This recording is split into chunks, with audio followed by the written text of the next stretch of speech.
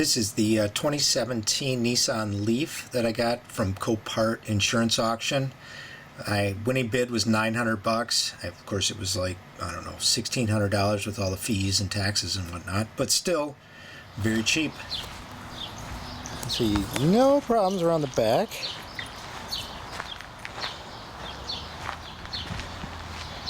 It's perfect, right?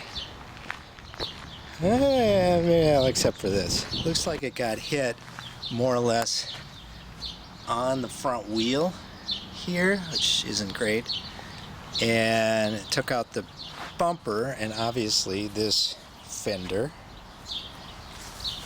And the damage sort of extends a bit to this side.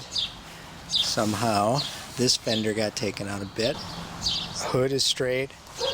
The lights are even, well, there's a crack here. There's a crack here, and one of the tabs broke off here. So let's just say that light probably is salvageable, but not great. But what we need to find out is how much damage there is to the suspension. If we look inside, you can see there's a rippling. This part got bent in here, and so that may be terminal if you could never get this wheel aligned. But everything else seems to look pretty good. The car is really low miles, but boy, is that rust? I don't know. It sure is beat up, and this seat, I guess that's part of being a pizza delivery truck. But look, if we turn it on,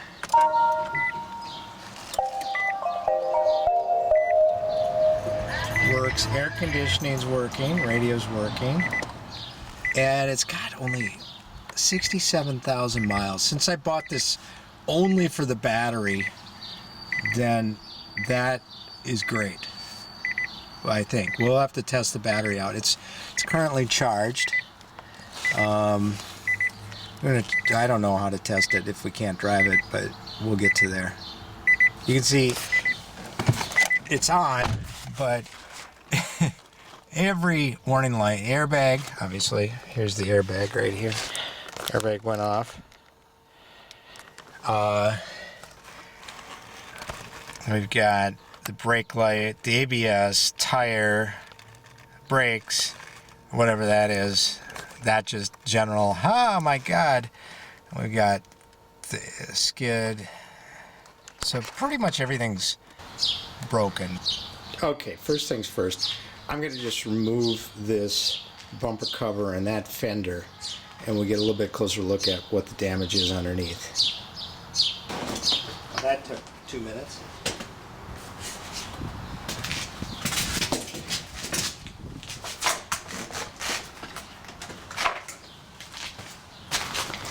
I even just smashed out the dent on here. If our goal is to make well, it isn't really our goal, but might as well. It's just make it a drivable car for my son to commute with this summer. This bumper cover would work. Alright. Got the fender off. Now the problem though that I'm seeing is that it hit it basically on this strut, and this strut is pushed back that way. You can see how that sort of torqued the axle. I don't think it bent the transmission at all, but I think it shoved this kind of back, and probably you could see that the axle is making contact with this A-arm. What is that? Yeah, so that's not right. So we got the Leaf up on the rack here so we could kind of take a look and see what we see as far as damage goes. You can see this front radiator support is bent significantly right here. And then, yeah, so that's straight there. This is caved in here. And of course that piece is caved in, but honestly I think the actual structure of the body where the strut mounts to is still okay. And if that's the case, we should be able to replace this strut, which is bent, as well as this lower control arm here, which has obviously got a good kink in it relative to the other one. That's totally flat there, and this is bent kind of around. So I am going to, this is a video as much for my benefit as yours, because I don't know at all what I'm doing, but as I take things off, I can look back at the video and see where they went. Alright, I'm just going to get these spring compressors on here. I think while it's on the ground, I don't really have to compress it. It's already compressed. I just need to hold it so that when I lift up the car, I can unbolt the strut from the top and take it out. And I'm going to take this off, the whole hub assembly, so that I can get the strut out.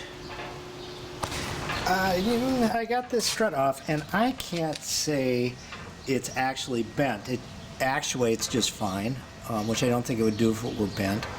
I think the strut may have survived. I think the only thing that's really bad is this control arm down here, which is super bent where it's not supposed to be, and this sway bar link, which is supposed to be completely straight, and obviously it's not. So those may be the only suspension components that got damaged, and only thing keeping it from driving straight. There's kind of fluid all over, and I think what it is brake fluid, because the brake line got mashed here.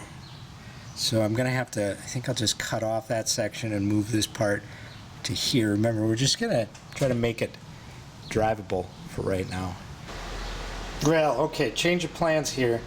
I got in here, and I really do think that this is not bent, and I think the strut mount is not bent, and so if I were to just replace this lower control arm plate thing here, and the sway bar link that was here, I would have a car that would drive straight. The thing is that I was hoping I could remove just this inner fender skin and get a new one of those. It's just welded, spot welded, and I started drilling out the spot welds, and I just can't get it apart.